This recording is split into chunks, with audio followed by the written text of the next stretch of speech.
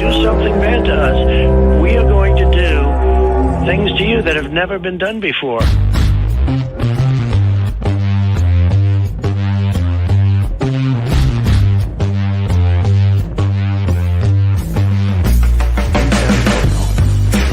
What the f*** is that, dude?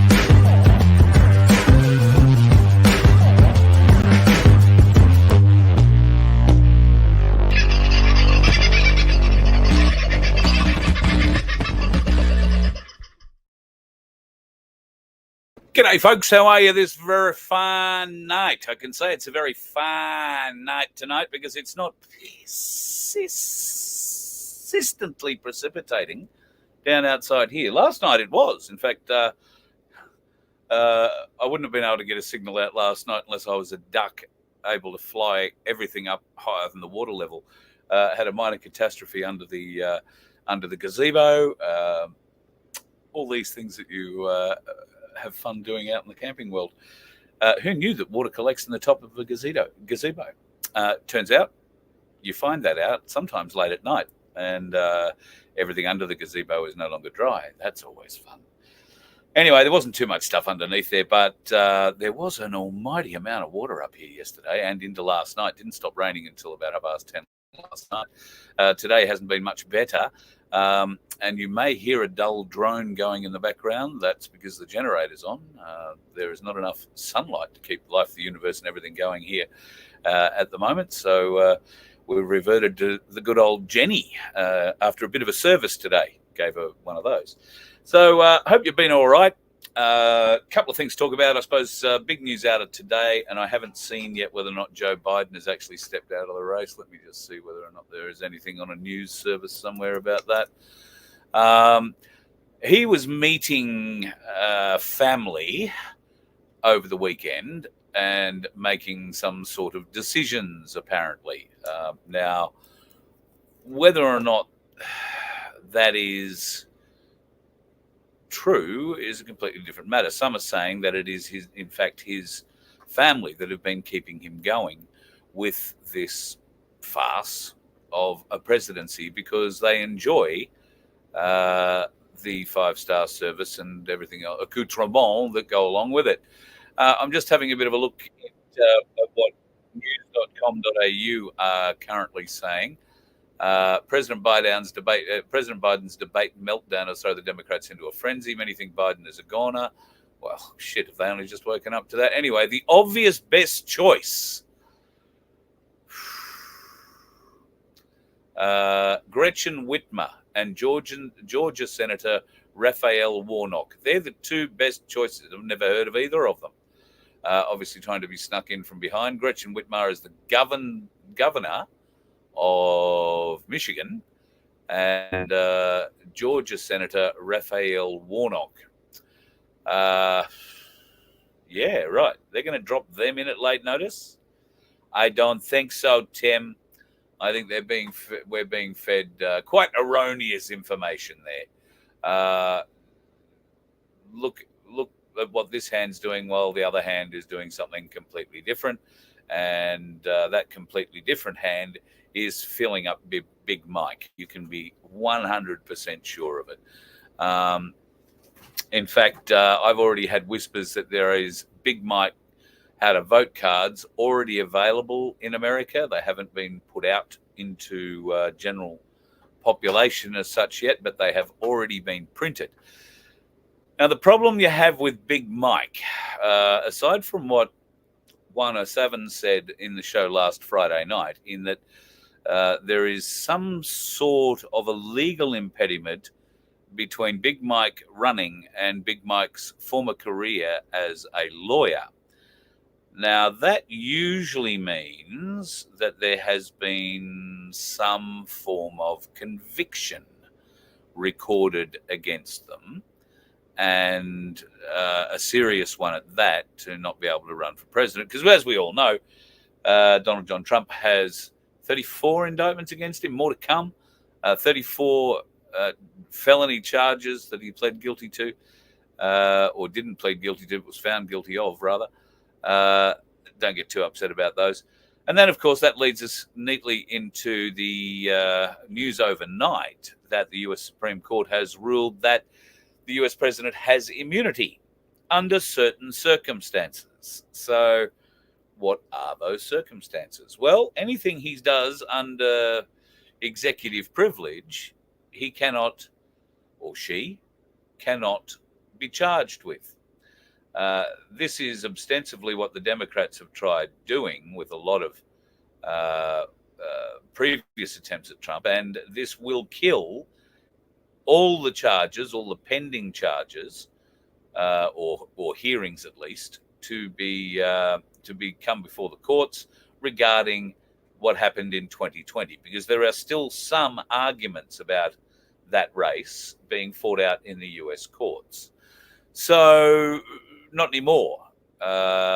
Trump was being taken to court because he'd lost all of those arguments and people were suing him for it.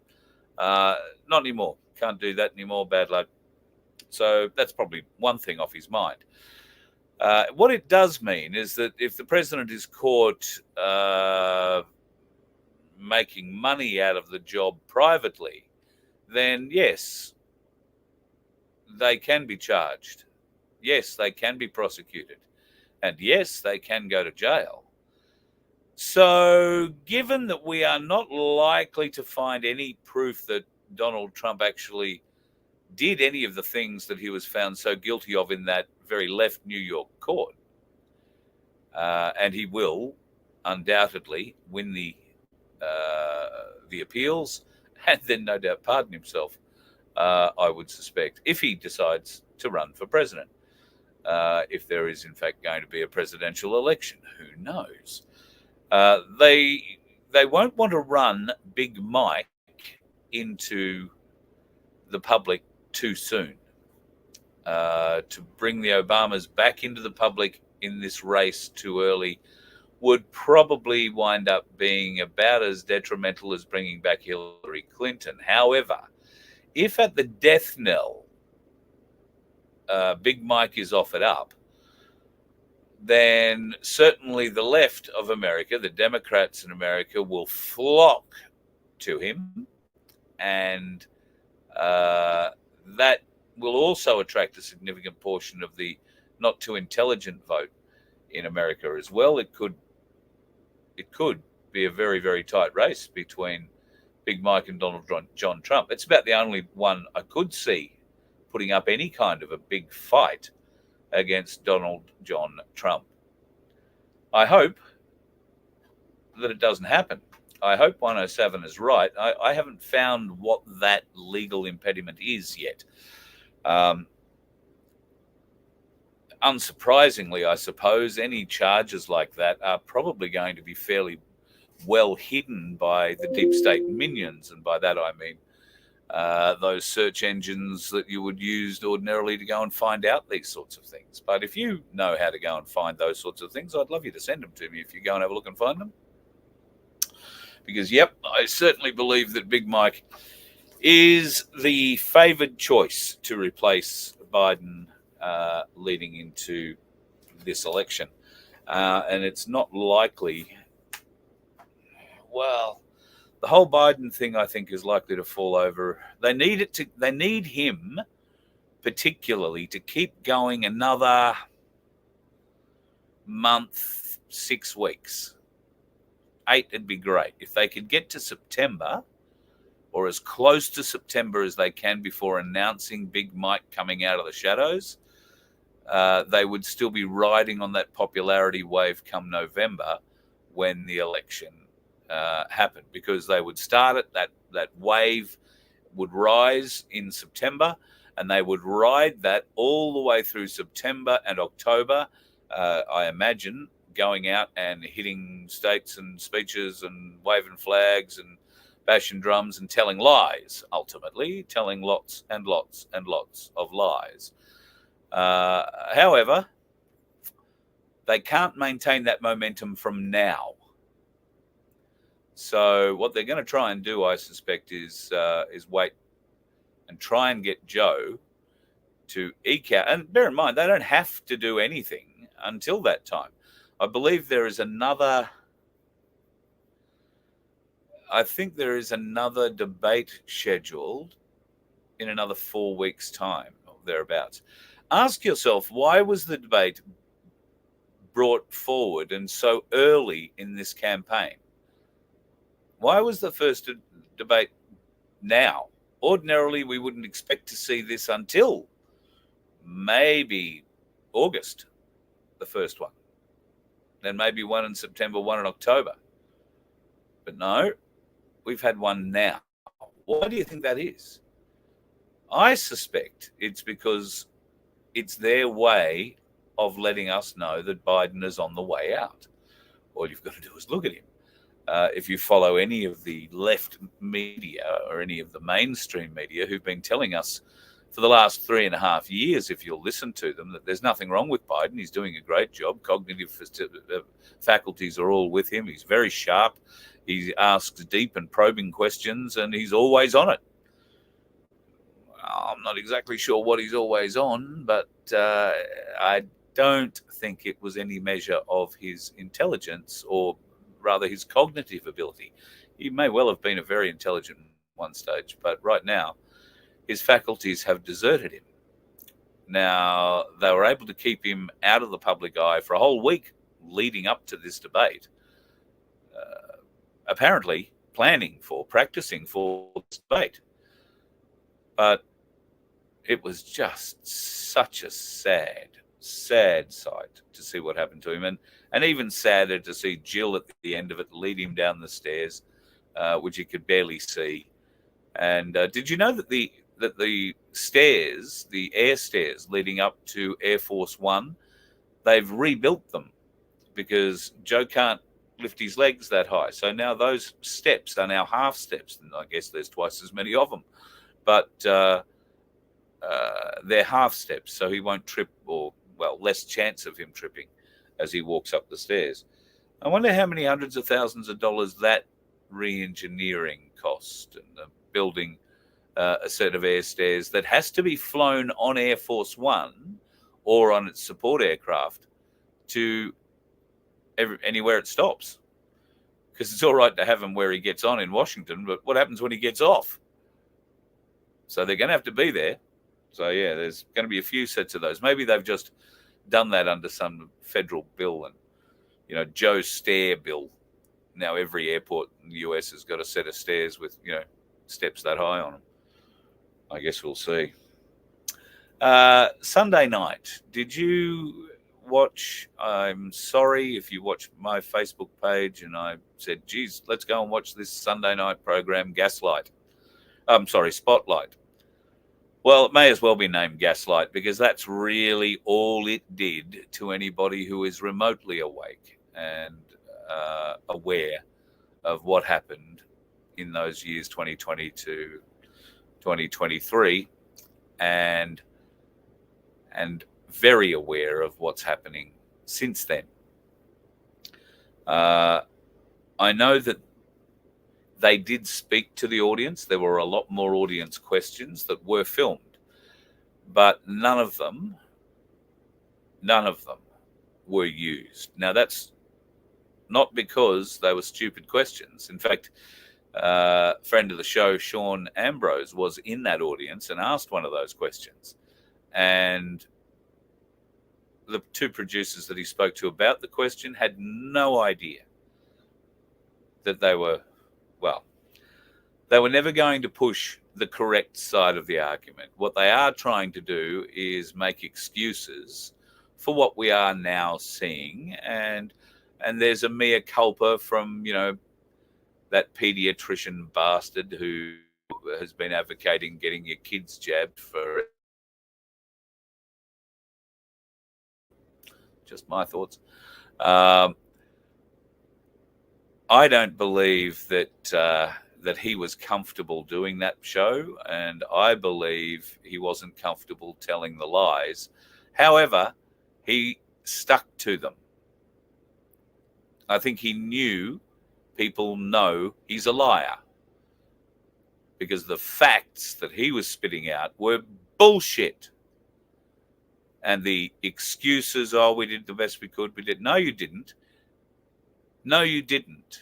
the best you could have done was shut the fuck up and listen to the science that was opposing what your science was saying. And somewhere in the middle, we might find the truth. Now the truth will be found and somebody will go to the bottom of a rope over it, I hope, sooner rather than later. The treachery that has been taken out against us from all forms and all areas of government control has been overwhelming for many. And the other night I mentioned how overwhelming it is for so many people mentally. I've had cause to talk to some people inside the mental health system recently. It is amazing what is going on in the mental health industry. And there are some very significant things that you need to be aware of that your mother, father, brother, sister, husband, friend will possibly be offered if, for whatever reason, they find life too hard at the moment, a bit of a struggle, and have a bit of a mental collapse where they require some hospitalization. And depending on how far they've fallen and what help they need, they may get, stay in for 2 or 3 days, a short stay, bit of observation, a couple of Valium, and you head home. But there are those who have much more significant psychotic breaks. And there was evidence of that recently while I was helping a friend, happening in the same area. Now, I've been told by I've been told by 2 or 3 nurses who follow this program, dear friends, dear supporters, who work in the mental health industry or up until recently worked in the mental health industry. And they warned me of a number of different drugs that people inside a mental health unit are likely to be offered, and what you might find to be something of a, well, I will call it an horrific surprise, is that remdesivir, under a different name, would be one of those drugs. Now, I'm just having a bit of a look here at what these things are called. Oh, now it looks like the post has been blocked. How interesting. Just let me scroll back up here. I'm just trying to see. Okay, right. Found it. All right. There are some nurses in the system here that have got a name for what's actually happening. So some public mental health wards are making patients do PCR tests. They are saying that they're spicy cough positive, and then in comes an IV or something similar. And remdesivir can be put in the drip. Now, I gather that they would be making that call on how far over the edge some of these people are, how much care is going to be required, how much time these people have to put care into them, yada, yada, yada, yada, yada, yada, yada. But it is being offered in mental health wards. So if you are a next of kin of somebody who's going into one of those wards, you want to make sure that they are not given that under any circumstances. And of course, they will walk in and happily smile at the patient, say, I've just got to give you a needle. Oh, what's it called? Oh, it's called remdesivir. An antiviral. They'll refer to it as an antiviral. Some nurses are calling it some nurses are calling it the run, death is near needle. That's a bit of black humor for you. The run, death is near needle. If a patient refuses it or the family refuses it, or next of kin step in and say, you're not going to give that, then they will try the oral version of remdesivir, which is called Paxlovid. It's a capsule or a tablet. Be very aware, Paxlovid, Paxlovid. And they'll call that an antiviral. Oh, it's just antiviral medication. Don't worry about it. Antiviral. It has a very high fatality rate too, according to these nurses that I've spoken to. So if you have people in mental health wards or are thinking about it, be very aware of what they give you while you're in there, or give your loved ones while they're in there, because they may not come back out. It would be truly horrible.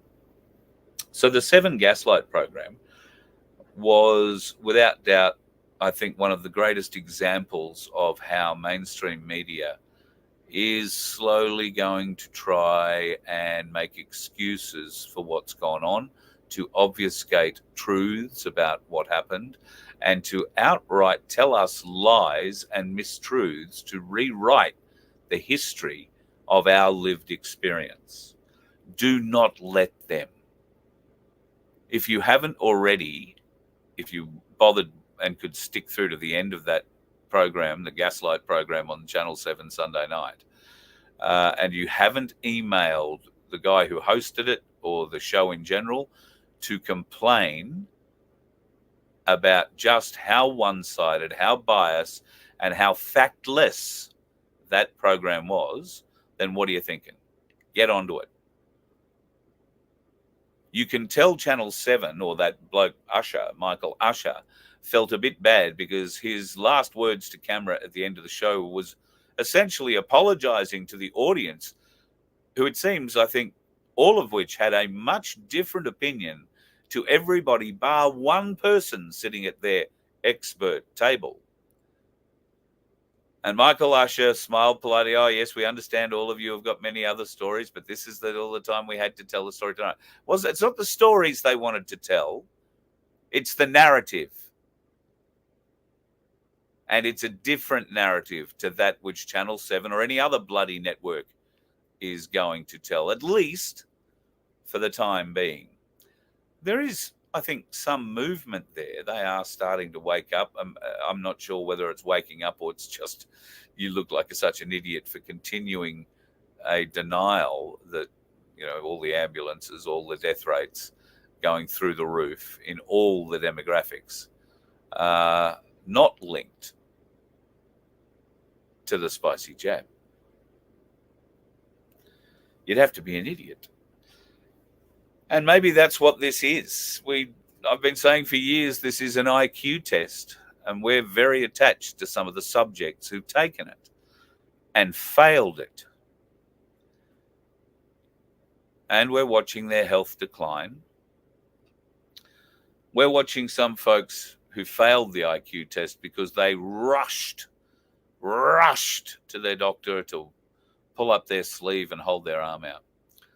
But we're also watching the sad decline of many people who today suffer severe health consequences after being coerced into this jab, having to have it to keep their family, to keep their house. Now, I know that's the excuse that everybody who got the jab is going to use. I had to do it to keep my house, had to do it to keep my family.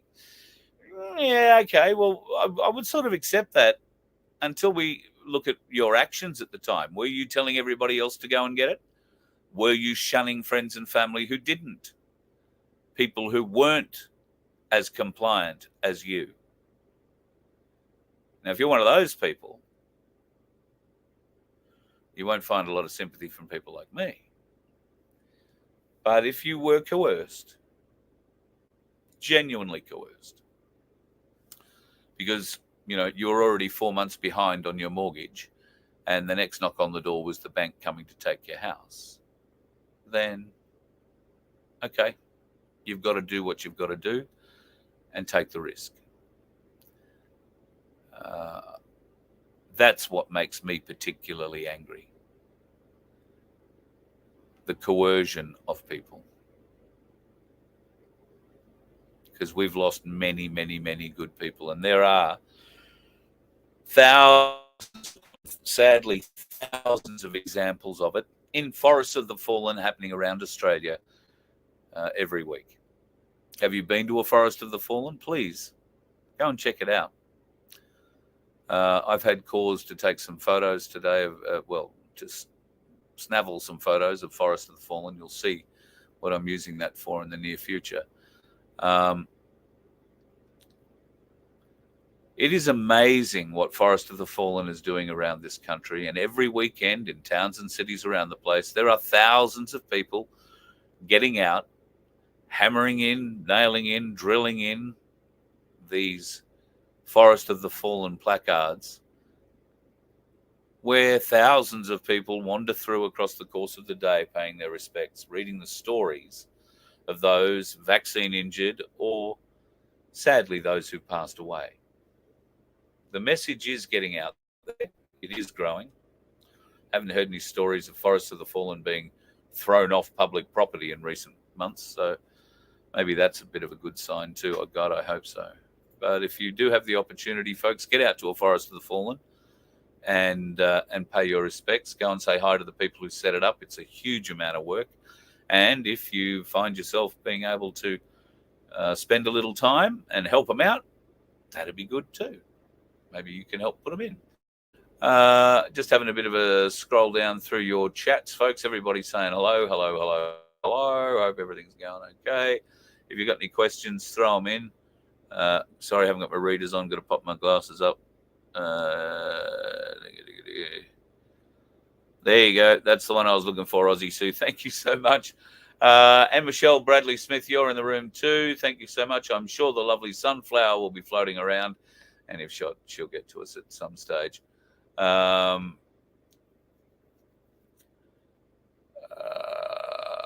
Just reading some of the comments, folks, and some of you are very switched on about what's going on, and it's good comments too about the about Seven Gaslight. Oh, Pat apparently had a bit of feedback from 107's crew that he's very keen on the idea of going for a ride on a red kangaroo.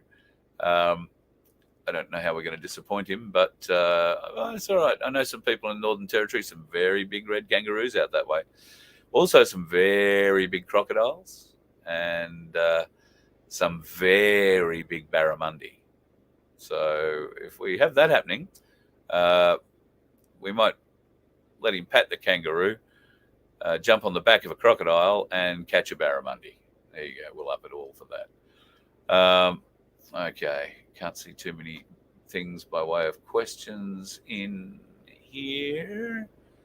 Yeah, Crunch, I'm with you on this one. Any drugs that are given in hospital aren't good for the human body, and worse, mental health hospital. Yeah, not anymore. My friend got out over the weekend. Stayed for 3 days, essentially, and there might be a chance that they'll wind up back in there this week just for a bit of counselling or whatnot, but we'll see. I check on my friend constantly, so yeah, and I am the signatory on who's responsible, so they have to ring me, and they get nothing out of me. Trust me. However, I will look after my friend. And I will listen to all their advice and everything like that, but there won't be any mucking around with meds.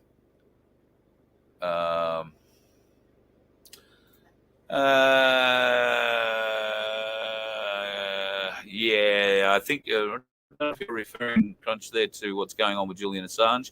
I agree. Julian Assange is the little thing happening here, while on the other side of the world, something happening there.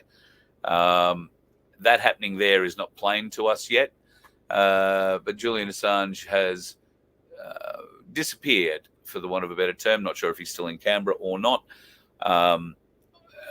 Every chance he's departed there and headed to another place, probably by car, so that there's any number of ways you could slip out of Canberra in a car and drive to wherever you wanted to be and be away from the press. I'm sure that they would have very good ways of getting him out of Canberra without the press knowing. And indeed, I get the idea that the press, the mainstream media at least, have zero desire to find him or to talk to him, because it would be giving him publicity, making him look like a hero, all those things that they decried and were trying to tell us, oh, he's just a criminal coming home sort of thing, the day he arrived back in Australia. So mainstream media, have no doubt, will be looking very hard for him if they don't already know where he is. But will they be trying to chase him for an interview? Not yet. They're going to wait and see what he does publicly, how the people are towards him publicly, and that will give them an idea of how they're going to present their position, which you can guarantee will be diametrically opposed to whatever position Assange has taken, and how they can belittle whatever he's doing, belittle him.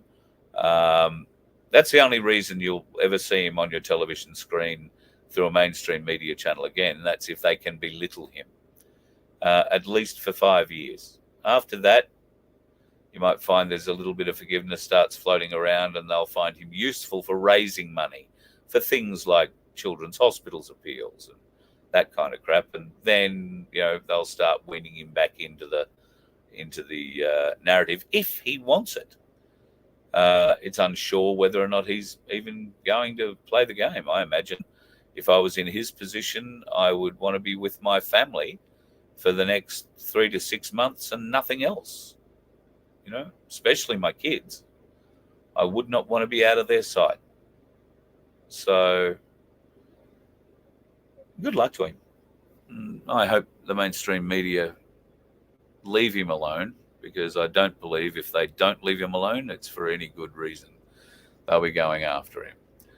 Lindy and Michael, Guru hasn't answered Michael. So I'll start that again, shall I?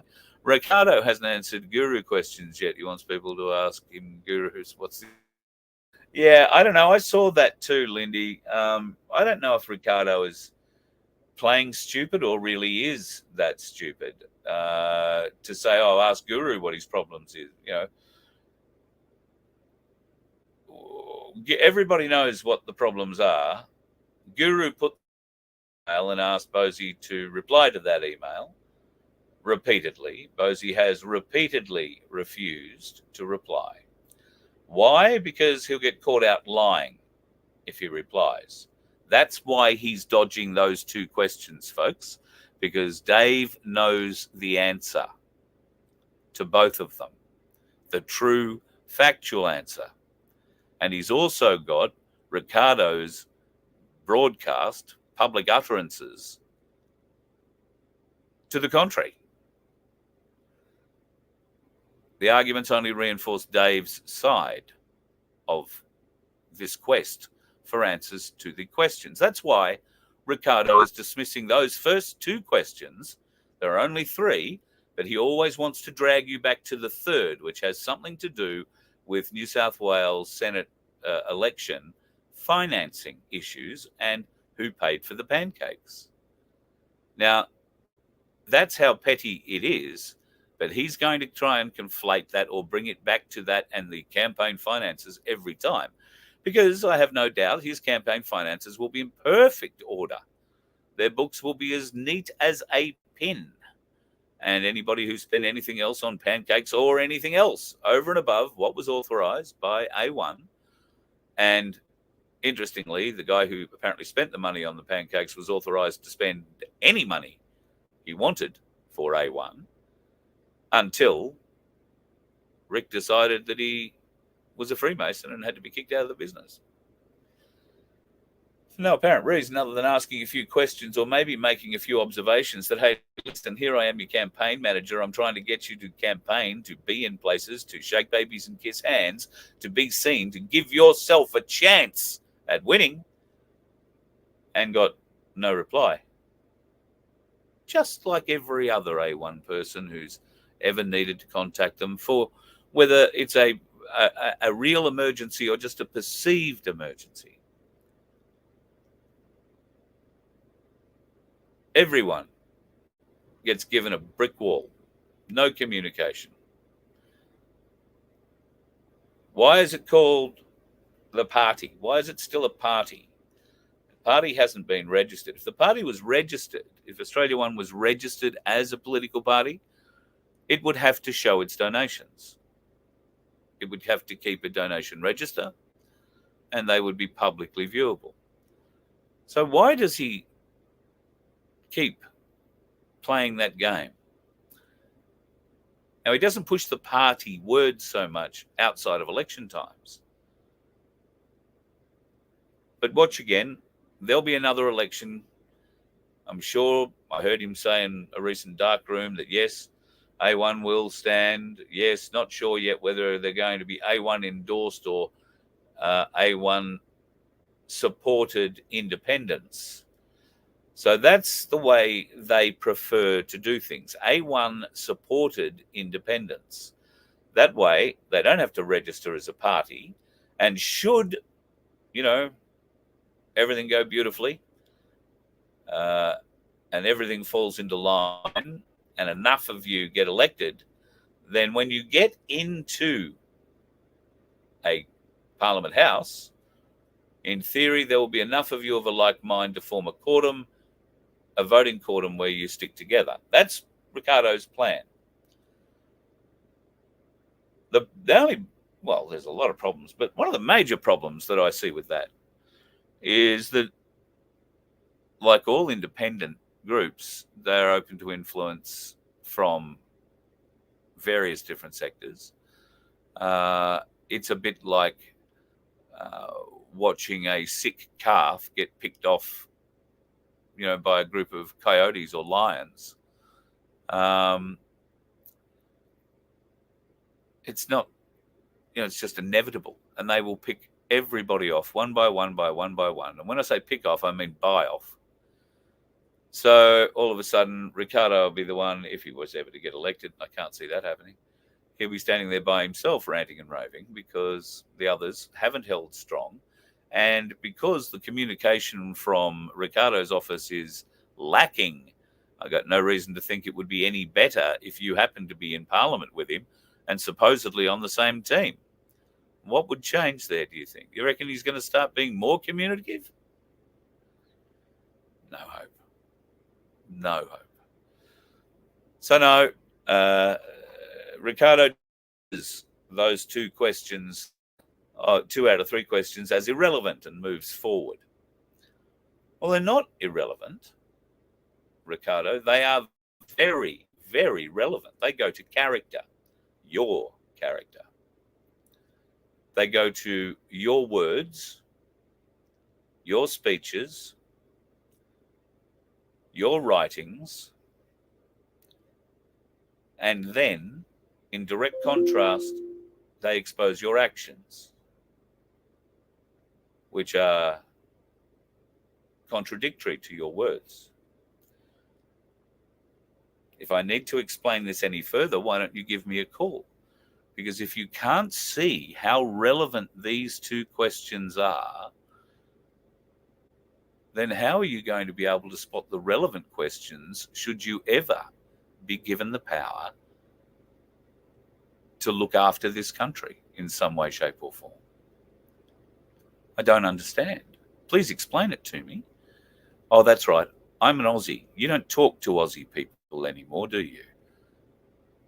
Would it help, man, if I put on an American accent, waved, man, said, hey, a lot, and special forces a lot, and got really, really cool? Would that help you?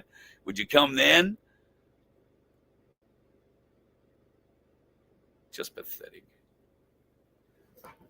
Disgustingly pathetic, Ricardo. But you need to be a man. Are you capable? I don't know. Sure, you can come along and smack somebody in the mouth. That's very manly. What would be manly is facing up to those 2 questions. That would be a true testament of strength. I don't think you have it. I don't think you have that strength. I don't think you are a man of honor. And every day you continue to ignore those 2 questions that Dave Guru Graham took great pains to put together. And I've spoken to Dave a fair bit over recent weeks. Fair to say the last month has probably been one of the worst of Dave's life for a variety of reasons. But Ricardo, you are a large part of that because you're a gaslighting prick who seems to think that as the moment somebody holds a mirror up to you and asks you a question that you don't want to answer, into your shell like a turtle and retreat to America and the safety of those rooms where you've been able to, the bloke who got you into them in the first place, where you've been able to white ant him, to gaslight him, to badmouth him. And I guess it's a sign of the intelligence level that you've actually been able to convince that they believe you. That'll change because you can't keep it up, Ricardo. You've proved that. So you go ahead, you plow your American fields and plant your American dreams. And God love you for, bringing the Australian story, I don't think you are, to the American people. But they're not going to be here to help us. There's only 26 million people who can help us. And you're not currently talking to many of them. Apparently, they're all Freemasons. Is the whole country full of Freemasons, Ricardo? Is that what it is? Is that why you don't talk to anybody? Is that why you shy away? You're scared? I don't know. What is it? Been trying to understand for 2 years. You put up a really good front, but you can't keep it. That's because you're a warrior. You're a fighting man, not a fucking actor, clearly. Well, you are an actor. You're just not a good one. Can't keep it up. And when you can't keep it up, what do? You disappear, like all good old actors. Except you go off to another country and spread your shit over there, using probably the same speeches, the same words, the same height.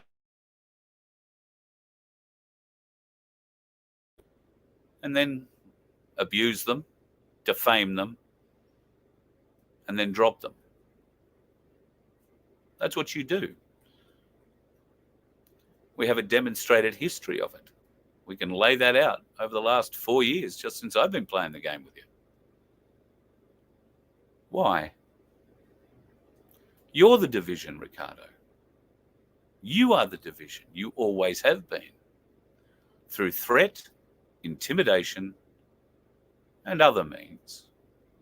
You've always been the block between the people and the coming together. So now, I'm pretty confident after talking with just about, a great number of people who do what I do, we've all discovered that you're irrelevant. You are the irrelevance. And as soon as the Americans figure that out, what are you going to do? Go to the UK and try and, hit them up too? Pull the wool over their eyes? I don't know. Message is going to get around. The world's a small place these days. You need to address these two questions, Ricardo, and move on. But until you do, that you want to present yourself as. And I don't know why you'd want to do that. It's weak. Just weak. We all thought better of you. How wrong were we? Mind you, we've been wrong before. Yeah, ads. Yeah, well, that happened a lot. A lot of people. But I didn't want that. Nobody wanted, a lot of people, I was attracted to him like you or many of you because of what he said. He was fighting for us. He said he was fighting for us.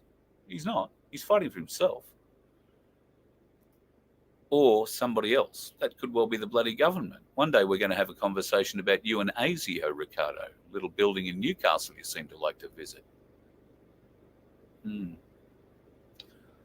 So,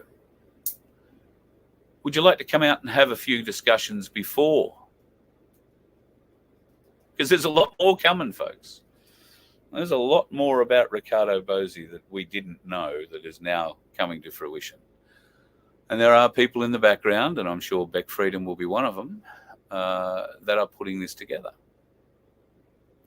So you can cut it all off at the pass, Rick. Come and talk to us. If you're man enough. Don't expect that'll be the case. You've shown no signs of it so far. Shown the intestinal fortitude of an amoeba. But anyway, or is that the spine of an amoeba? Anyway, it's very sad. Peter, Bosi was a show pony. Yes. I'm not going to go into some officer bashing. What do I make of Pascal Najati? Beautiful cartoon, George. I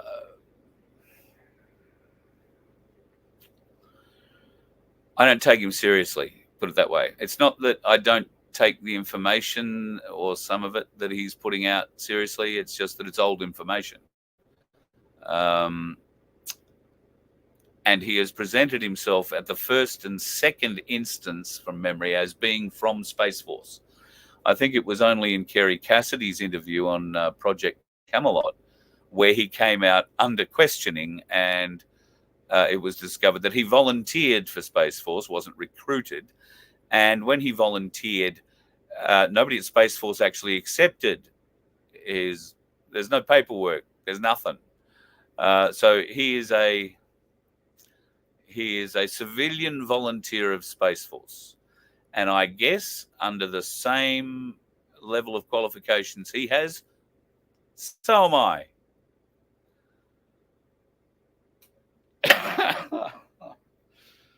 I mean, I've visited the Space Force webpage, which I think is about as close as Pascal's probably got to it. Look, Pascal may struggle with English, although I don't know why. The only excuse I can come up with that he came out with the fact that he was JFK reincarnated. And I think he meant JFK, not JFK Jr., JFK reincarnated, and is that Pascal Najati was alive already when JFK was alive and died. Pretty confident that, you know, you don't come back into a life that's already 8 or 10 years lived and all of a sudden be imbued with the power of JFK. A little weird. However, there are many things that I think he called it a download that he got on May the 9th, I think it was. He said, I had this download May the 9th and got all this information into him that made him highly excited. That was news about Space Force. There was Rods of God stuff. There was plans of the future. Yeah.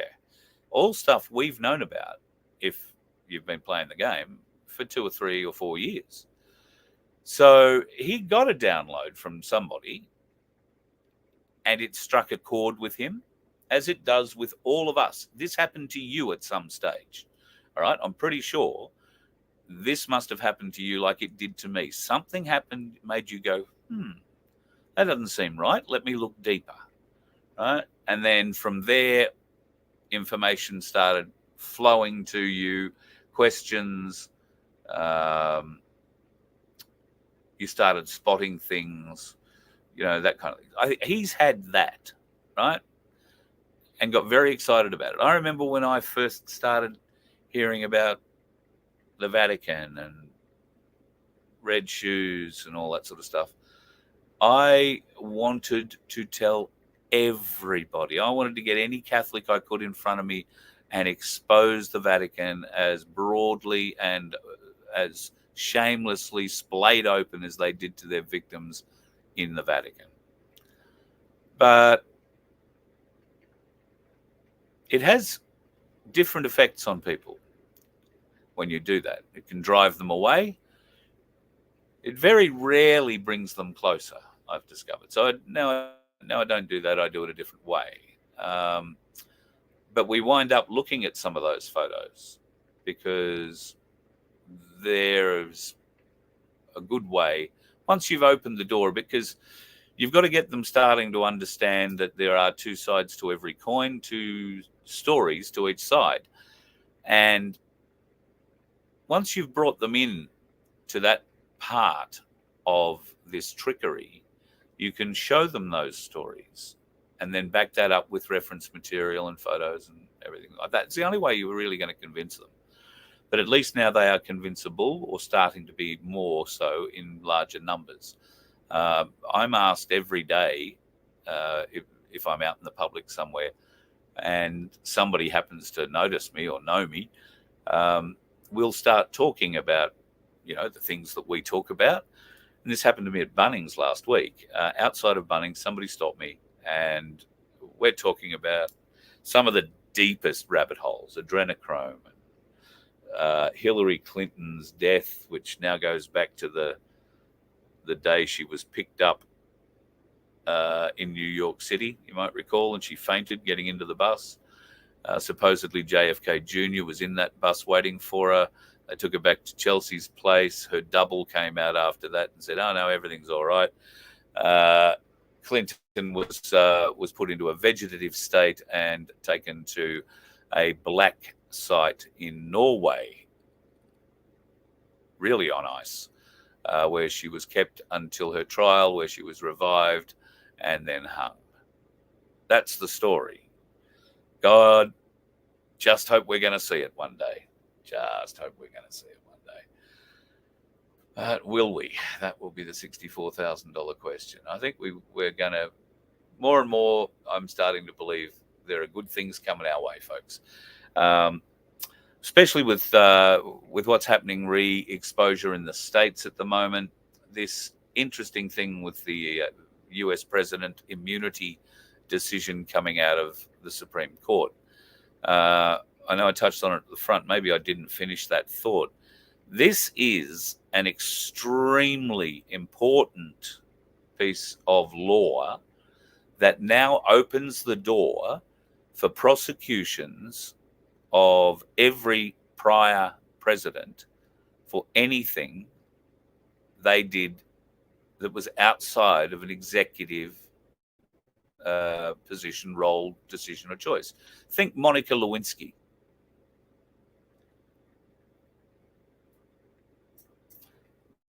So the president at the time, Clinton, could not get into trouble for signing an executive order and starting a war with anybody. However, under this new piece of law handed down by the Supreme Court of the United States, Bill Clinton can be prosecuted for bringing the office into disrepute. He can be prosecuted for lying under oath. It can be all these things that he did, trying not to get impeached. He can be prosecuted for now.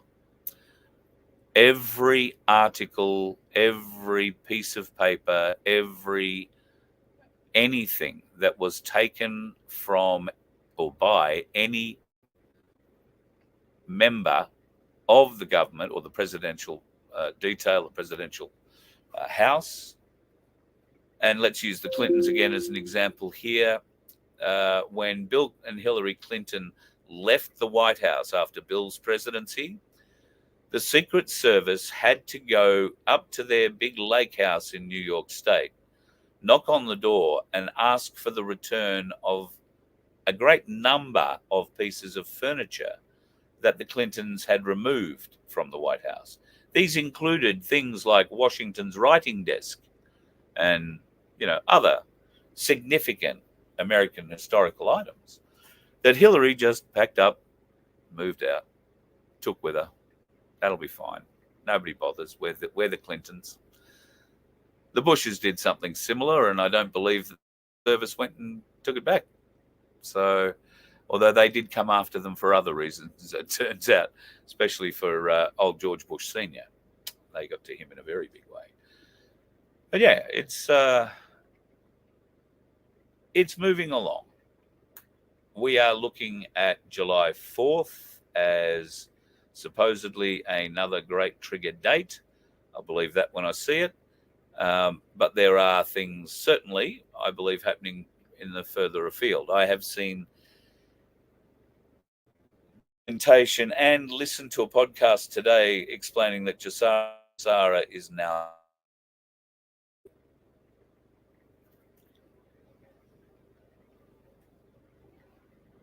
I'm still looking for the abundance. It's not here yet. But Jassara apparently is alive. Japan. We've all been hearing that Iran or Iraq were going to be the starting point of this. And if you got anybody in Iraq who can verify that their dinar is going through the roof, please let me know. But now the story seems to be changing about where Jassara will begin.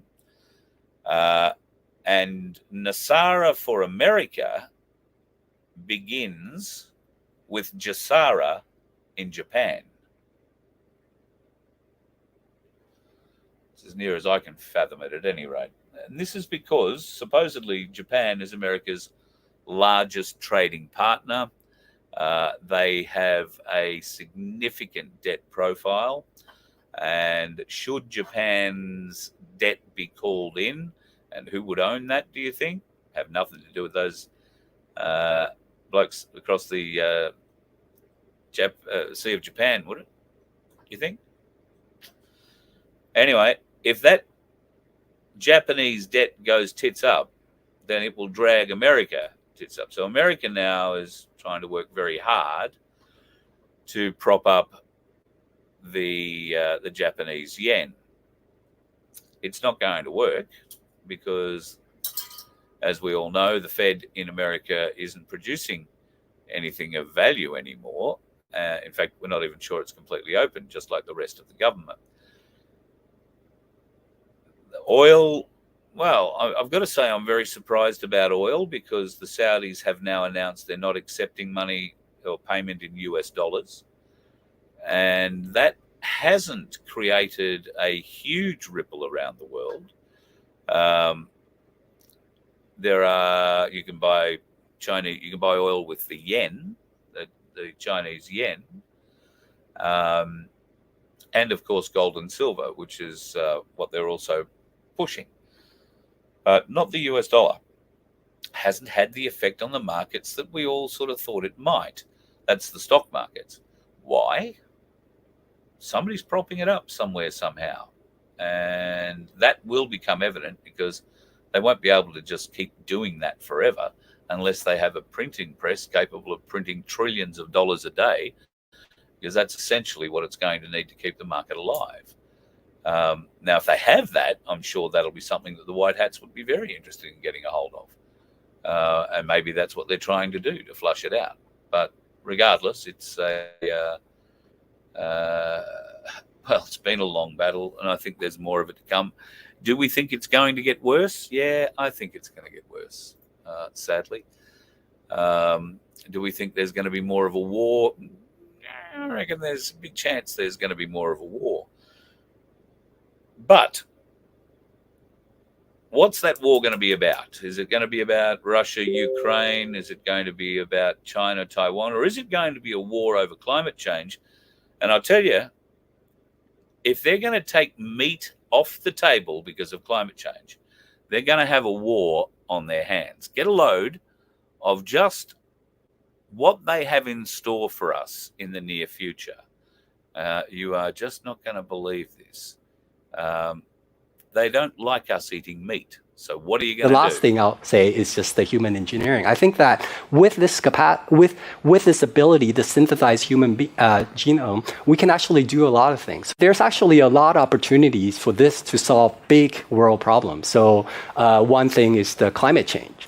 And there, I'll just use, sort of climate change is a really big problem. We don't really know how to solve it. But it turns out that we can use human engineering to help us address climate change. So I'll give two examples. So one is that people eat too much meat, right? And if they were to cut down on their consumption on meat, then it would actually really help the planet.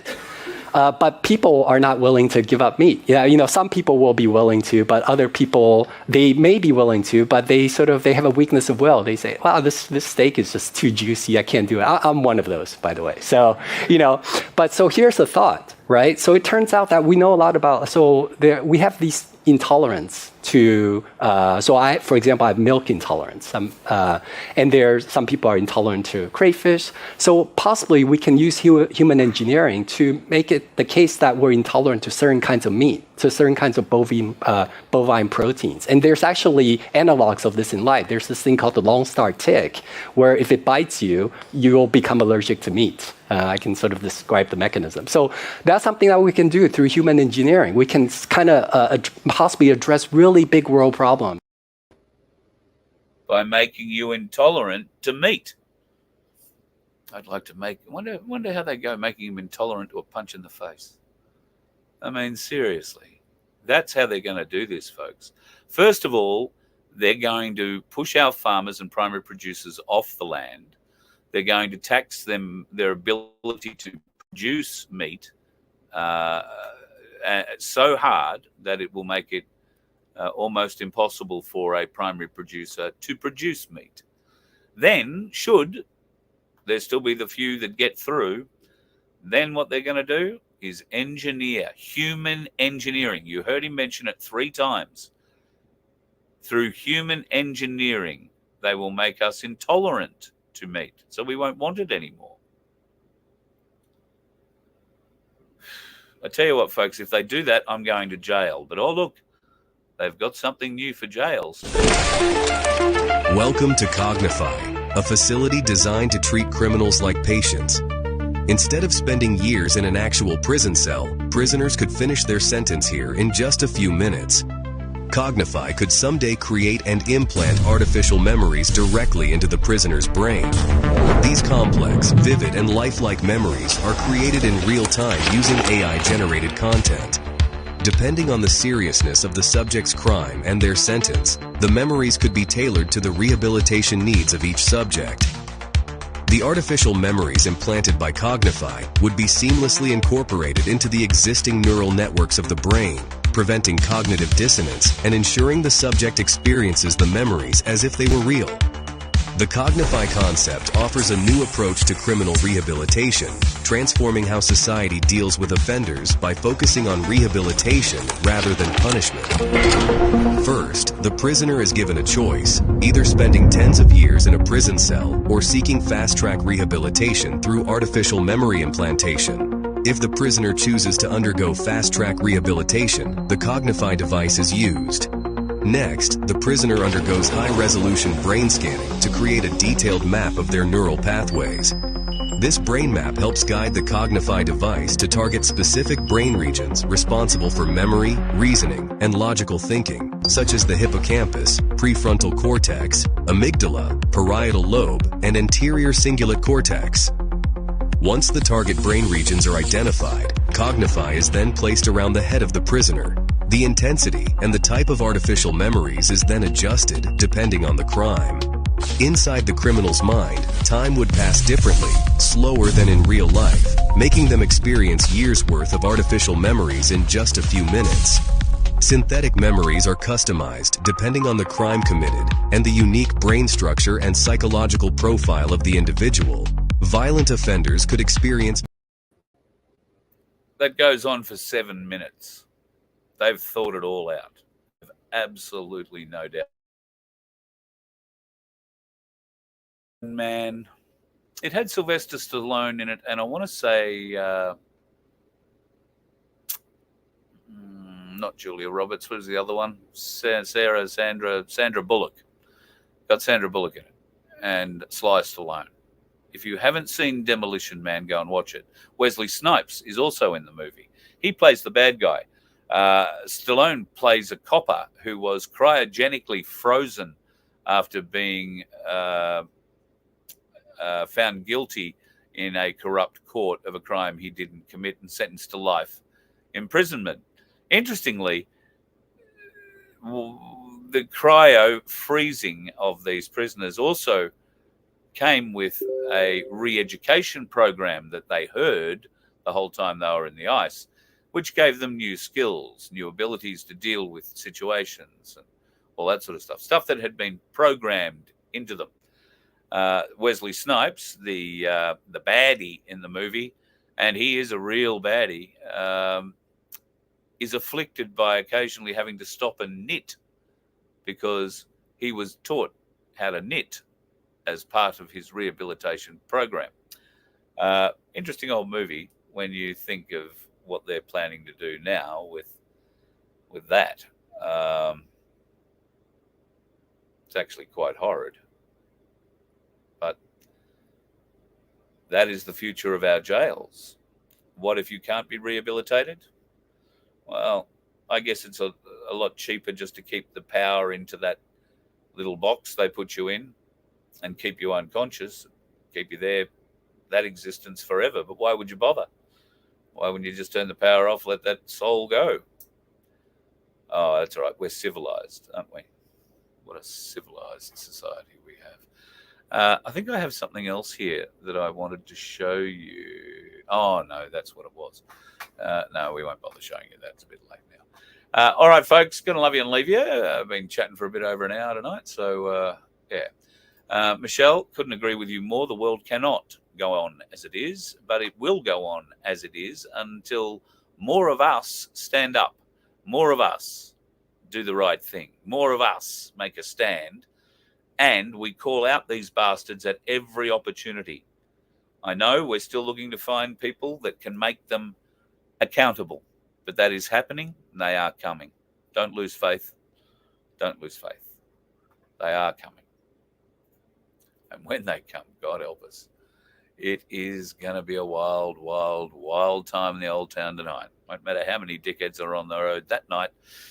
They're not going to save anybody. You let one ant stand up to us, then they all might stand up. Those puny little ants outnumber us 100 to 1. And if they ever figure that out, there goes our way of life. It's not about food. It's about keeping those ants in line. That's why we're going back. Does anybody else want to stay? Let's rock!